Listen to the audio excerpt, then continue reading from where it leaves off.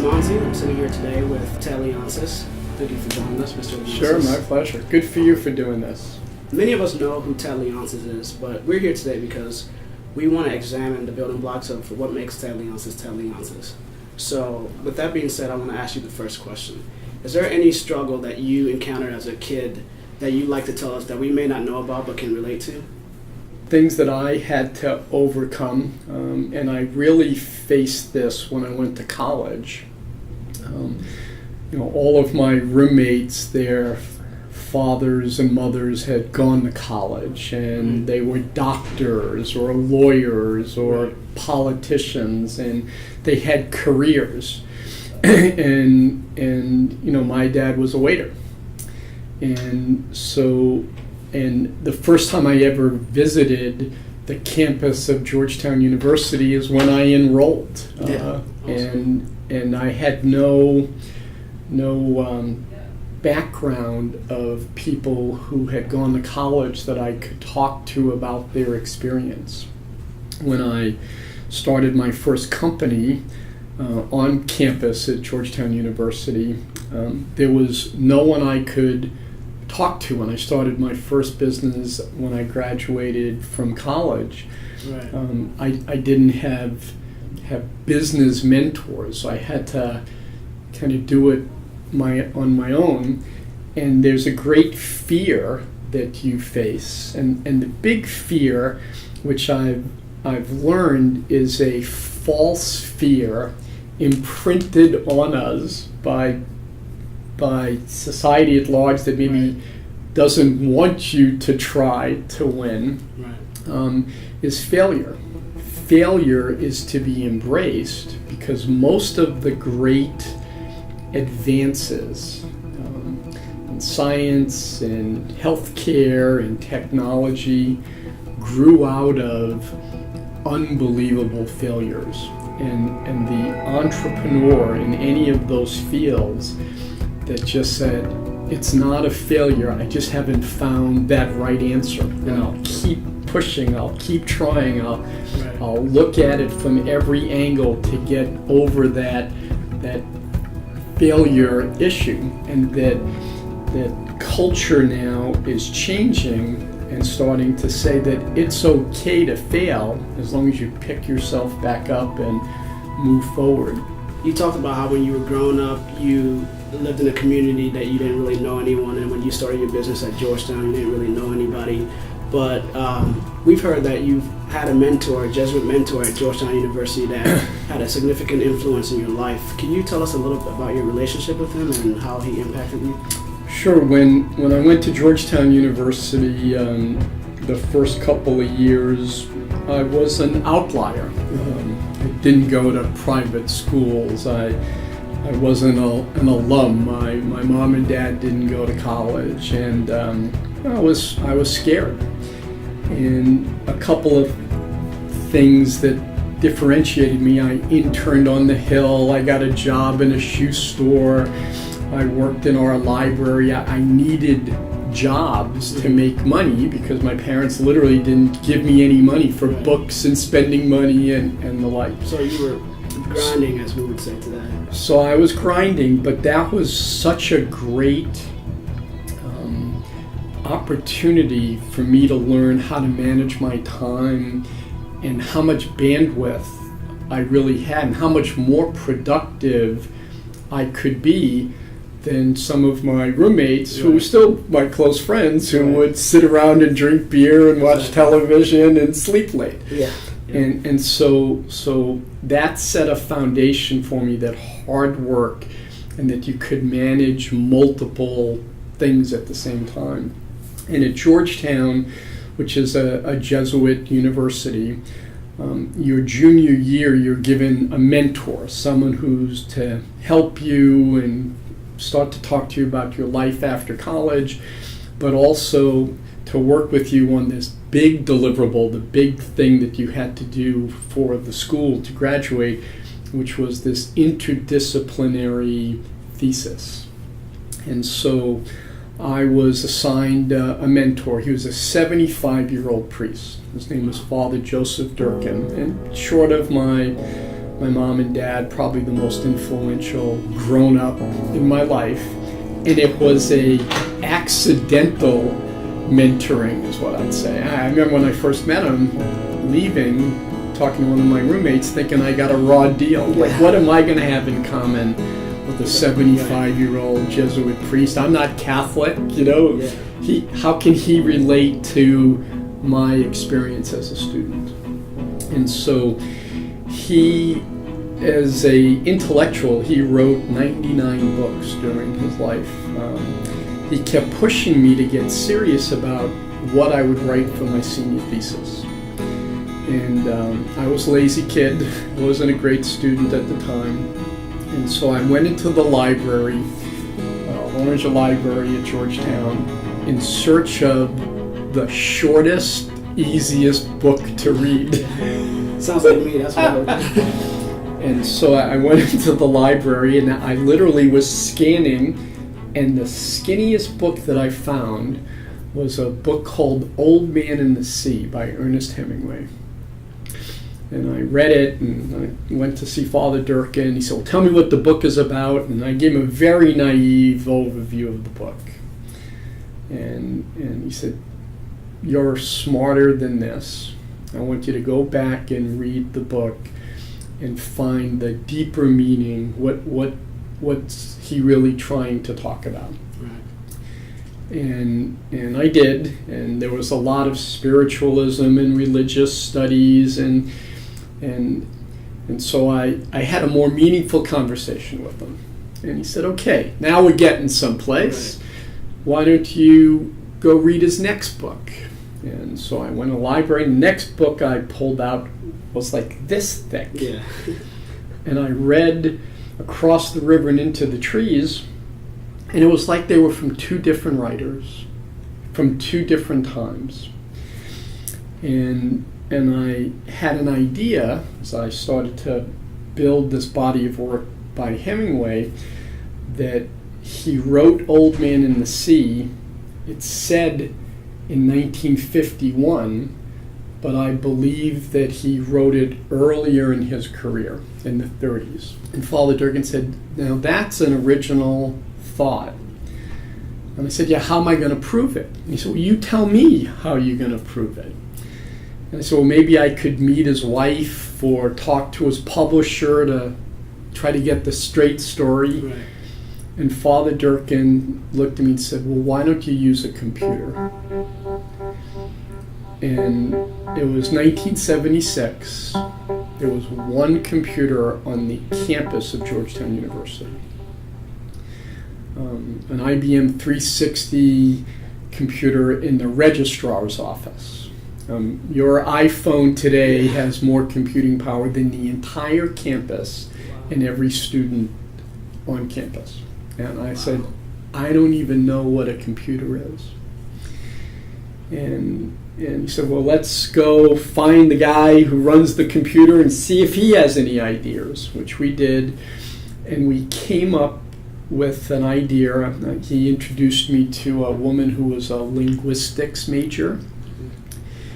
And we ended up writing, I believe, one of the first algorithms. They had me type into this punch card system the first 5,000 words of Old Man in the Sea, and then the first 5,000 words of like 10 books and articles. And then the linguistics major came up with these measures, words per sentences, sentences per paragraph, pronoun references. And then we asked the computer, based on all of these measures, when was Old Man in the Sea written? And the computer said 1932, not 1951. Wow. And it was like this gigantic light bulb went off, that I went from, let me cheat and find the smallest book in the library to read, to being introduced to computer technology and algorithmic search and and that I could do something original. I was scared to death that what if the computer said 1948, or what if it didn't work? And the only time that I could get computer time was like midnight or 2 o'clock in the morning, and so all this stuff really came together, and it won best thesis. Gave me a lot of confidence that I could compete with all these really, really smart other students. But it really opened my eyes to this coming day. This was 38 years ago, where computers would be a part of our life. And I remember Father Durkin was very proud of me, and he said, this is the first time where technology and liberal arts have come together. And maybe 5 years ago, I was reading Walter Isaacson's book on Steve Jobs, and Apple had become the world's most valuable company. And Steve was asked by an analyst, what's so special about Apple? And he said, Apple is the place where liberal arts and technology come together. And I just remember looking at that and saying, awesome. Father Durkin was a genius. Right. And I owe everything in my career to that seminal moment. If I don't go in the library and take Old Man in the Sea, and Father Durkin doesn't say, let's use a computer, I have absolutely zero idea where I would be right now. Exactly. And so to piggyback off of that, is that where you came up with your idea for the company list? So being an entrepreneur, you get inspiration from many places. Mm-hmm. I started my first company on campus. I was very productive during my Georgetown career. I was always hustling, trying to work, trying to figure out ways to make money. And I was reading the Washington Post, and there was a front page story that said 35 million tourists were coming to Washington, D.C. To celebrate the bicentennial summer. And I said, what can we sell these people? Right. And one of my roommates said, well, you could sell snow to Eskimos. I'll never forget that. That was the term he used. And I said, snow to Eskimos, snow cones. Right. Red, white, and blue snow cones. Be a patriot, eat a snow cone. And he grew up in a wealthy family. He said, I will be your banker. I'll put up money. Wow. And I'll get ownership, and you can buy the stuff. And so I launched my first business while a student at Georgetown University. Learned a lot. Learned the early bird catches the worm. Right. You had to be up early to get the great locations in Georgetown in order to sell the snow. And I also learned about margins in products. Still to this day, snow cones are the best margin product. It's ice, just water frozen and some Kool-Aid on top. Exactly. And we were innovators. We had variable pricing. If it was 80 degrees or less, it was 50 cents. If it was 80 to 90 degrees, it was 75 cents. If it was 90 to 100 degrees, it was $1. If it was over 100 degrees, we negotiated what was the fair price for this snow cone. Very smart. So when I started my first career outside of college, I worked for a computer company, and at this computer company, I ended up going to the West Coast Computer Fair, and in 1979, I bought my first computer. It was an Apple II computer, and back then there weren't really computers. You would buy a CRT screen from one vendor and a keyboard from another vendor. You would buy the how-to manual from someone outside the hall, and Apple made then a motherboard, and then you'd have to put it together. And so I had one of the first Apple II computers, and I went to this trade show and listened to speeches, and I bought a couple of pieces of software, and if you can believe it, there was an operating system, was called the CPM operating system. And you have to buy a separate operating system and put it into the computer. And I had a couple of programs.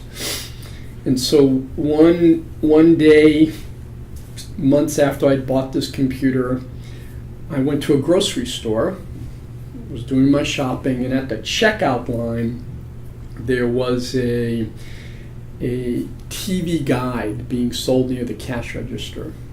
And I'll never forget this. There was this big starburst. It said the #1 best-selling magazine in America. And that jumped out at me because I had never seen a TV guide. My parents never bought a TV guide. So I bought it and I came home and I opened up the magazine. The front of the magazine was interviews with television stars and television directors and producers. And the back of the book was a directory of what program played on what network at what time. Right. I'm thinking, that's odd that this is such an important magazine. And then later that night I went into my little home office and was sitting in front of my Apple II computer. And it had glass, it had a screen. Yeah. And I had these 3 programs aside it. And I had heard at the West Coast Computer Fair Dr. Bob Metcalf talking about Ethernet networks that would connect computers and they would talk together. And I had another one of those kind of whack on the side of the head moments. I said, this computer looks like a TV. Right. And TV Guide's talking about programs. And I've got these 3 programs aside it. And TV Guide talks about networks, NBC, ABC, CBS. But Dr. Metcalf was talking about networks, Ethernet. This was way before the web and internet. And I just had this moment where I said, my bet is that all of this is going to be indistinguishable, that televisions and telephones and computers, just glass and some way to input, and that everything will go and become software or digital at some point. So I quit my job. My mom and dad thought I was crazy. I had a good job and Take a lot of guts to do that. Yeah, although, you know, I was young, I wasn't married, I didn't have any kids, I didn't have a mortgage, and I envisioned a TV Guide-like property for this new developing personal computer world. And so my idea was create a database of every program that worked on every network, that worked on every computer. And it was called LIST, the Leonsis Index to Software Technology. And I raised some venture capital, knew a guy who I had grown up with, and we become close friends, and he worked at an investment bank. And he introduced me to this investment committee, and I went in one pitch. I only made one pitch, 15-page business plan, and the head of the company said, none of us understand the word you're talking about. Yeah. Computers, networks. And he said, but you could sell snow to Eskimos. Yeah. That's awesome. And my college roommate said that when I started my snow cone business. That's awesome. He said, we're going to back your company. And so that's how that first business was born. It hit it. I mean, a year later, IBM introduced the PC. We did a deal with IBM. When the Mac was being introduced in '84, we did a deal with Steve Jobs. We did a deal with Sun Microsystems, and all of a sudden, we had built a business of size. And a few years later, I was able to sell that business to a large international publishing company. And then that led me to start my second company, called Redgate Communications, it was really one of the first, if not the first, new media marketing-like companies. And that company merged with a young company called America Online, Okay. and that's Awesome. how I became president of America Online.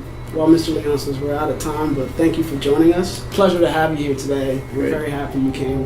Thanks Thank a you. lot. Good for you.